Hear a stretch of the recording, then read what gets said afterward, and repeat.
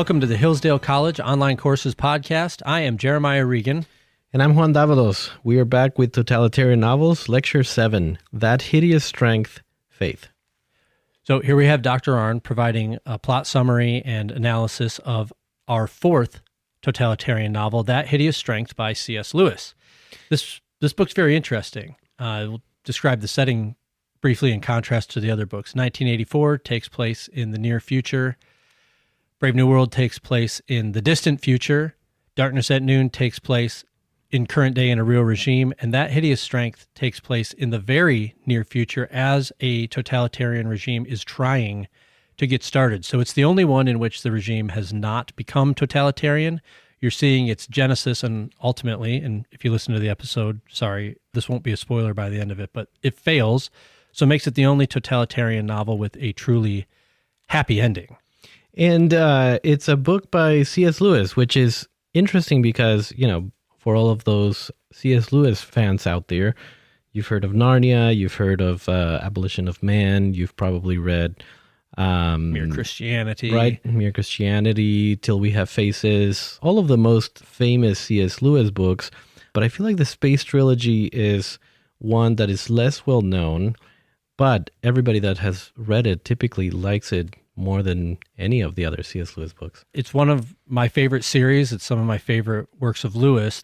And as a note, it's best to read all three because Lewis is brilliant and they're beautiful, but you can read That Hideous Strength as a standalone book. It's the least science fiction-y and the most political of all of them, and he really wrote it as a fictional companion piece to The Abolition of Man and says as much in the preface. Now, George Orwell had criticisms of this book. He said Lewis cheated because he brings in God, and that's how you get your happy ending. So on the face of it, That Hideous Strength has fantasy elements, it has science fiction, it has a lot of speculative and strange stuff. But I argue that it is the most realistic because our other works don't have God in them, but God is real and he does produce justice, whether it's now or in the future or the next life. That means Lewis's book, it's the most hopeful, it's the only one with a happy ending, and it's the most realistic because we know we win in the end. It gives hope and it encourages bravery and fortitude. And the realness of God is seen all throughout Lewis's works, and we have a course dedicated to that called C.S. Lewis on Christianity. You can take that course by going to hillsdale.edu/course. That's hillsdale.edu/course. Dr. Michael Ward goes through several of the most important themes that we wrestle with as Christians, such as, good and evil, conversion and new life, Lewis's views on prayer and the Bible. Why is there suffering? How do we deal with suffering when there's a good God? All of these questions are answered by C.S. Lewis in different works that he's written, and you can access them in our course, C.S. Lewis on Christianity, by going to hillsdale.edu/course. Now let's turn back to Dr. Arnn with Lecture 7 of Totalitarian Novels, That Hideous Strength, Faith.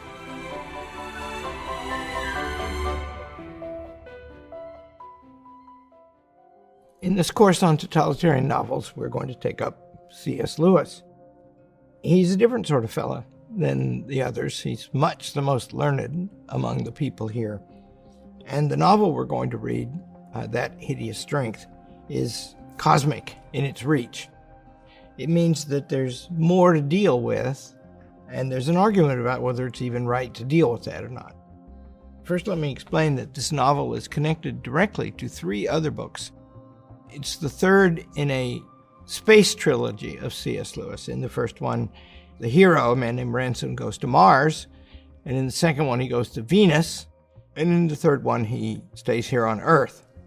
What he confronts here on Earth is the same thing that he confronts on those other two planets, because on those two planets, a scientist named Weston, who represents the impulse behind totalitarianism, goes to those planets with him, and they have battles. Then he comes back. Weston is dead now, but his friends are institutionalized and busy. Those are two of the three novels, the one about Mars and the one about Venus. The third one is a treatise he wrote, which he says in the preface to That Hideous Strength, that what he does is take that treatise and put it to motion, drama, fiction in That Hideous Strength, and that is called The Abolition of Man. It's a very powerful book, and I'll talk about it a little bit. This does require us to go up to the cosmos. I've made the point before that all these authors of these novels knew each other and they were contemporaries. And George Orwell wrote a review of this book, That Hideous Strength, and he liked parts of it, but he also said, no fair God coming in because all the drama's over when that happens. Which from one point of view is true.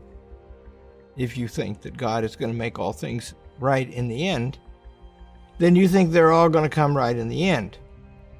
But the Christian God, as Lewis understands him, and for that matter as I understand him, doesn't really invite us to think quite that way. We're supposed to be his instruments. Lewis, I think, on the other hand, he believes that God and the devil come in to this story of good and evil that is presented by totalitarianism. They're there. Doesn't matter if you bring them in or not, they're there.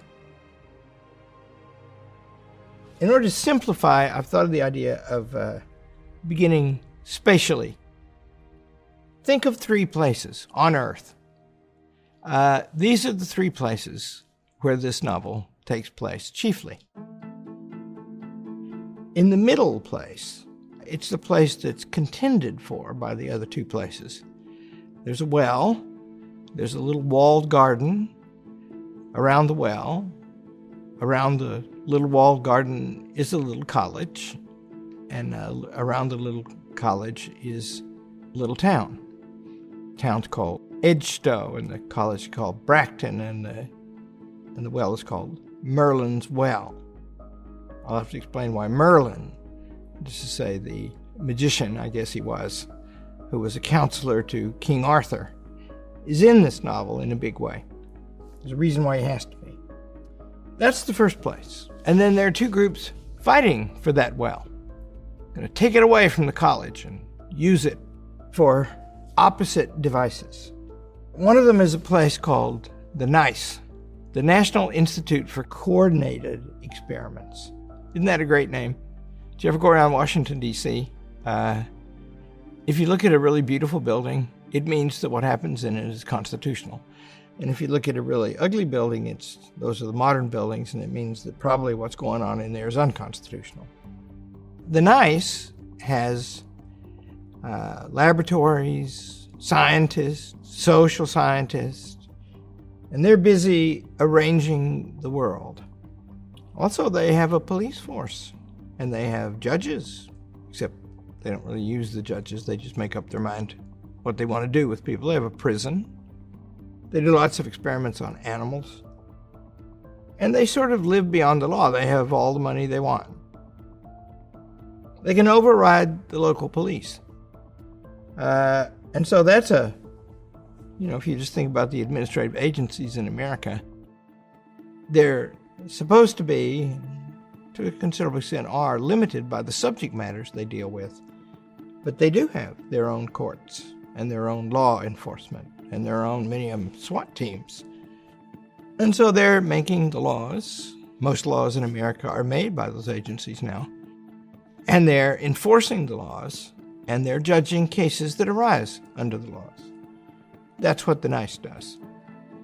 On the opposite side, and the novel is not specific about places exactly, but both of the other 2 places outside Bracton College and the well are a train ride away from the college. I think this NICE is a longer train ride away. St. Anne's, the other place named after a saint, it's up on a hill. It's a shorter train ride.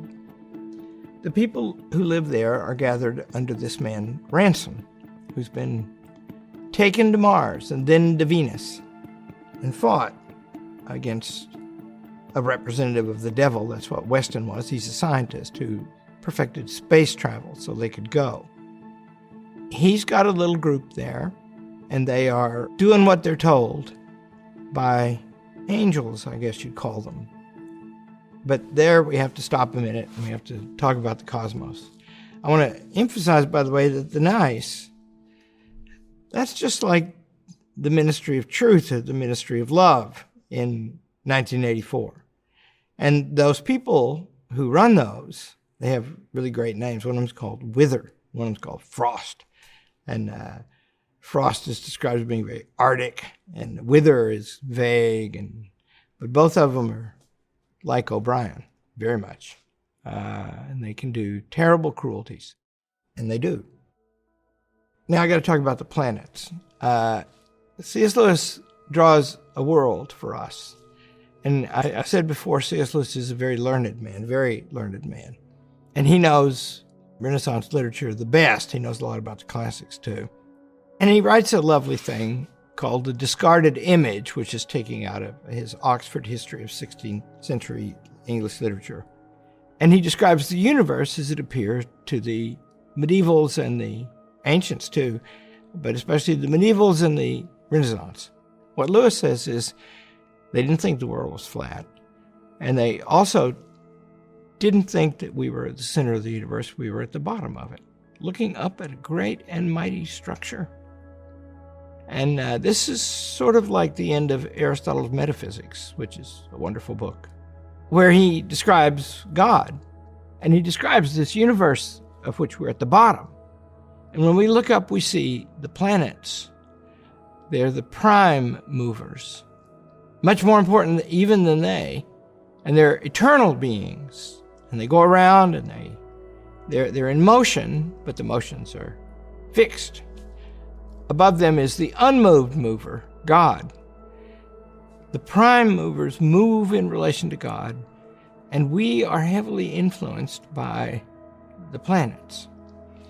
That's why Lewis, in this argument, explains that the word influenza comes from the idea that Saturn, when it was close to us, it's closer sometimes and farther away others, that makes us ill. The influence of Saturn upon us is negative. So we have influenza. Well, he takes that in these 3 science fiction novels, and he ascribes to these planets angels that work for God and move the planets around and influence us. And they have the characteristics that they're famous for from Greek mythology, if not before.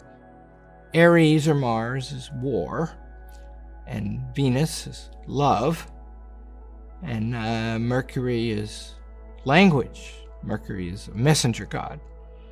And so these planets, that 2 of which Ransom visits, they're involved in this dispute over Merlin's well. And these totalitarians, O'Brien and his friends, their names are Wither and Frost and others, they're talking to demons all the time. And they have a plan in place. And if you listen to their conversations, which are related in the novel powerfully, they have all the plans of the inner party in 1984. They're going to dominate everything. Indeed, even plants. They want to dominate nature so much that even plants will be made out of metal or made by us, and birds will be mechanical birds that we will make, and they will do what we tell them to, and we will do what we tell them to. But this thing, the nice, is so powerful that they're never able to conceive a way to defeat it, except with the help of God. And that means these angels are going to come down and give some powers to some people, or one person. But they pick Merlin because Merlin was a magician. And C.S. Lewis is very interested in magic. He writes quite a lot about it. And he says that when the impulse in science, which comes from, he writes this in many places, the impulse of science, which comes from the Latin word to know, starts getting interested in manipulating nature, torturing nature to find out its secrets and change it. They tried magic for a long time. They thought Faust in Goethe's novel is interested in stuff like that, right? He wants to manipulate nature more than he wants to know it. We do have to manipulate nature. We till the ground, we pick cotton and turn it into shirts, and, we have to do that, right? But is it our interest to change more than to understand. Because if you elevate that, it will compromise your understanding and it will make you much more interested in power than anything else. And that's a somewhat contradictory position, because power is only raises the question, what do you do with it? And this nice is bidding to be as powerful as the inner party was powerful in 1984. So Ransom, first of all, he's a Christian hero. He's a very heroic man, by the way. Very brave. He has an amazing battle in The Trip to Venus, the novel. It's called Perelandra. But also he's trust to God. And so he doesn't think it all depends on him. He thinks he has to be obedient, as well as bold, as well as brave, as well as inventive. C.S. Lewis was very taken with knighthood. He wrote quite a lot about that, and the virtue of gallantry. Knights were obedient, and the gallant, we try to teach young men here to be gallant. They should be protectors of anyone weaker than they, and they should be protectors of women, although women, of course, they're more resilient than men. But they do need protection. So the disposition of the novel is like that. And you should know that it is, Jesus is not mentioned in the novel, but it's a Christian cosmos he describes. That's what Orwell objects to. But mark this point, it's a very important point. Lewis thinks, because, Lewis was a very learned Christian. He had faith, but then also he thought, along with the classics, he thought, if you think that some things are better than others, do those things that are better, are they perfect? How do we know they're better? Whatever is the standard that tells us they're better suggests that there might be something perfect. Lewis likes to make this argument. He makes it many places. It's in Mere Christianity. He says this, for example. He says, we have evidence of a more perfect being by looking at our own selves, because some parts of us are better than others. Some parts of us separate us from the animals, and some parts of it are just like the animals. But then we know that these things, these parts that are better, our reason, our understanding, our language, they are in us imperfect. The reason we all get tired when we learn is because we go from thing to thing to thing, and it takes energy and time, and we have limited amounts of both. Imagine a being that wasn't subject to all that. A more perfect being. The implications of it being in us. We can see, gosh, this is good that I can do this. First of all, good, a very fundamental word. We wouldn't even know how to use the word if we couldn't do it. What if we could do it better? And that means then that if there's an attempt to revolutionize everything in the world so that we dominate everything in the world, we are the beings that ask, is that right? Can we be trusted with the powers of God? In O'Brien, which is what he lusted for and persuaded himself that he had in 1984, in O'Brien, is he worthy to exercise such power? He is cruel. Hillsdale College is a small, Christian, classical liberal arts college that operates independently of government funding, and we want you or your son or daughter to apply. At Hillsdale, students grow in heart and mind by studying timeless truths in a supportive community dedicated to the highest things. Hillsdale College costs significantly less than other nationally ranked private liberal arts colleges and receives regular recognition as a best value, and nearly all students receive financial aid. Our robust core curriculum, vibrant student life, and 8-to-1 student-to-faculty ratio make for an education like no other. For more information or to fill out an application, visit hillsdale.edu/info. That's hillsdale.edu/info.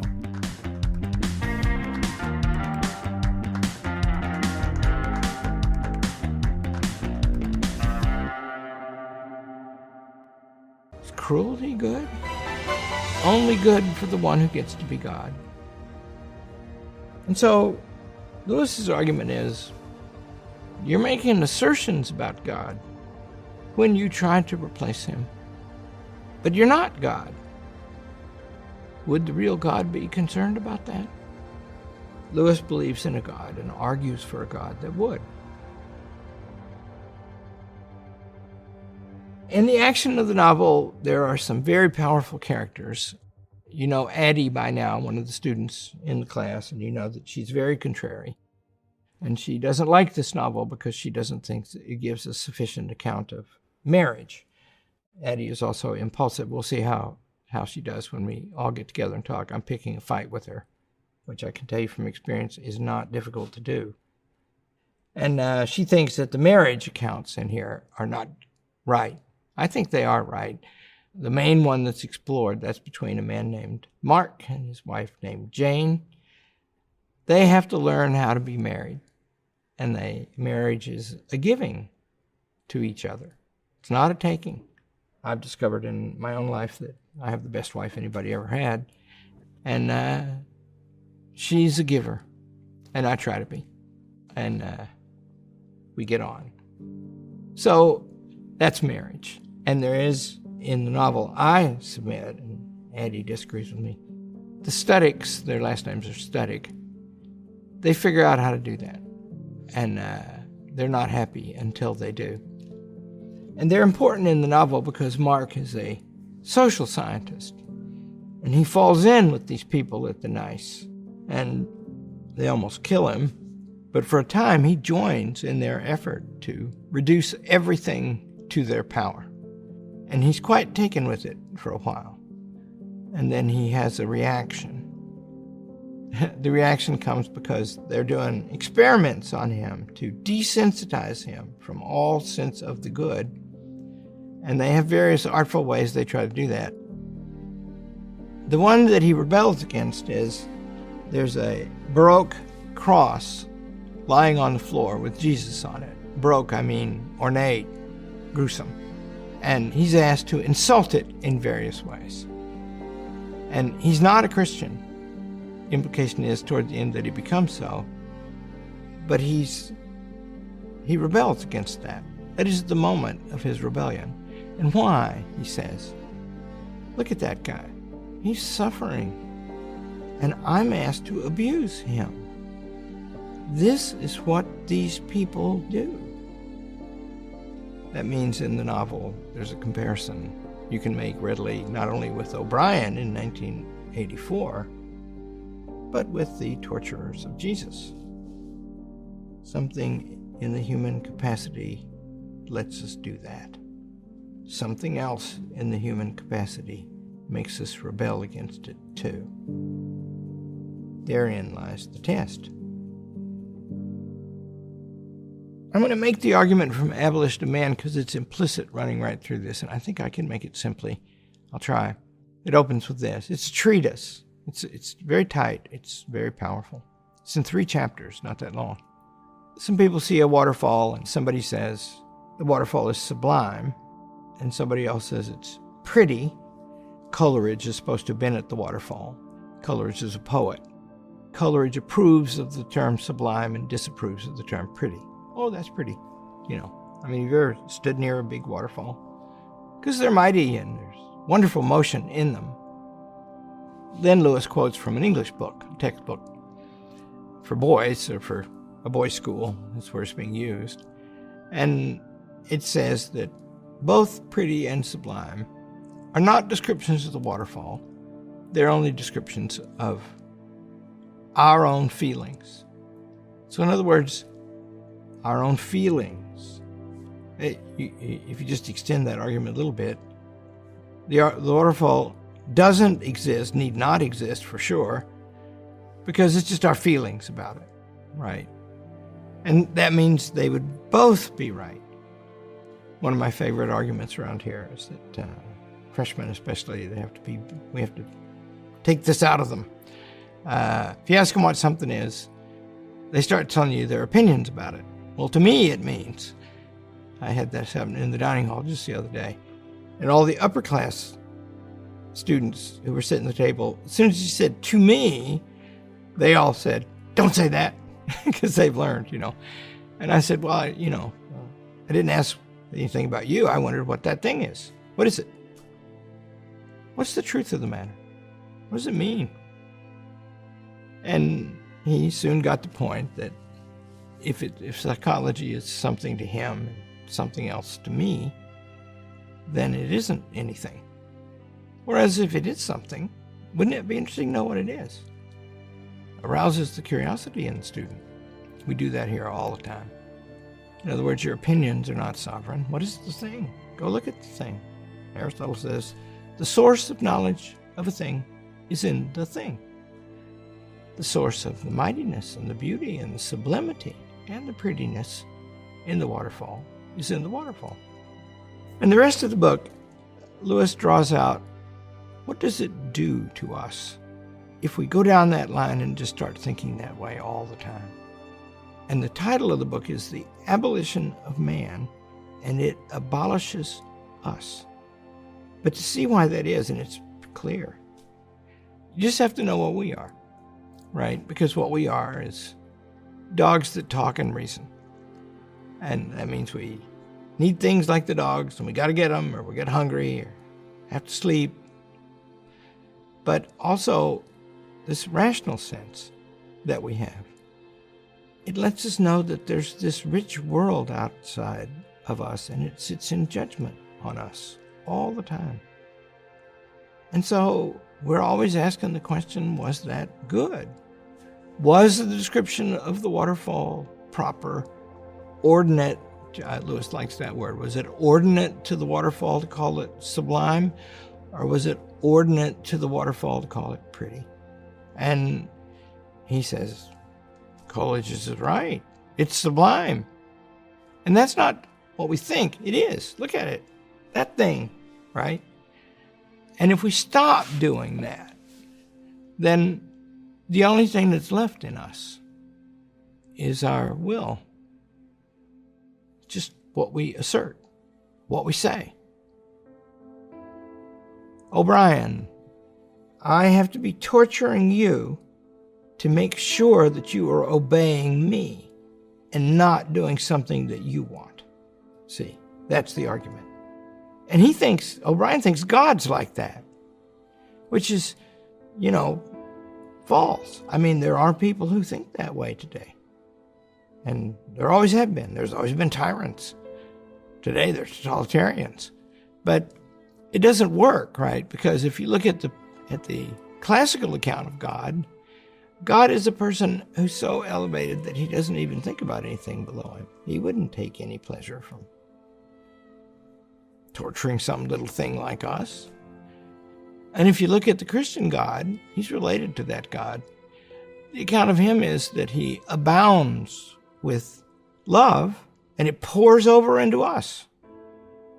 And both of those things can claim to be perfect. Whereas a thing that just works its will upon other things all the time, that person is also a victim of those other things. O'Brien is a slave. He actually destroys himself. In conversation with Winston, he says, you're thinking that I'm old, Winston, and I will die. But the party will live on forever. O'Brien, with that sentence, abolishes himself. And in the name of that self-abolition, he works unspeakable cruelty all the time as the activity of his life. That's not God. That's also not even a man. He has abolished man. Lewis's argument is that's what happens. I'll just tell you the conclusion quickly, because I've been giving away the plots. And so these planets come down to St. Anne's and invest Merlin with certain powers.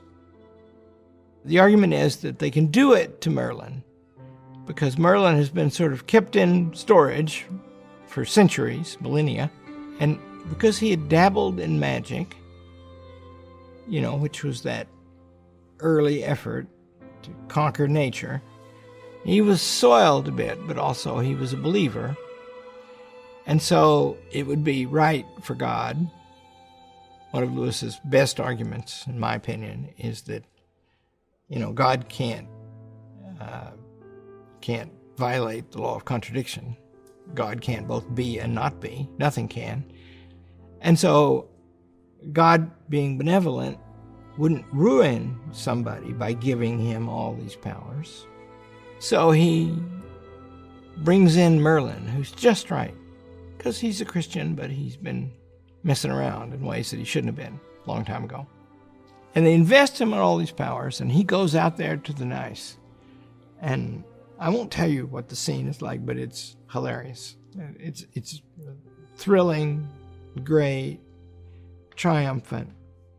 And when these gods come down, and they only talk to Ransom, they picked him, and these are angels, not gods. When they come down, they only appear to Ransom, and there's an accident out of the silent planet that makes that okay. Lewis, he brings to this, he has a great sense of drama, but he also has deep learning of a classical, philosophic, literary, and theological kind. And he deploys that through this novel. And I promise you, it's very exciting. So it's a thrilling novel, and I want to make this point, finally. I've been asked many times, why do I like these novels? Do you see what they make you think about? In other words, I'm on Lewis's side in the argument. Why would you import God? You can't. He's already in there. Just when you think about right and wrong. It leads right up there, right? 1984 contains a description of God, and it's O'Brien and his kind. That can't be God. That's not even big enough to be free of the necessity to attend nervously, constantly to the actions of Winston Smith, who really just wants to be left alone. That's not God. And then he criticizes C.S. Lewis for bringing in God, real God you can make an argument for, God you can believe in. And so these novels invite you to do that. And I think when you do that, it gives you comfort when you read things to worry about in the newspaper, and courage to confront those things.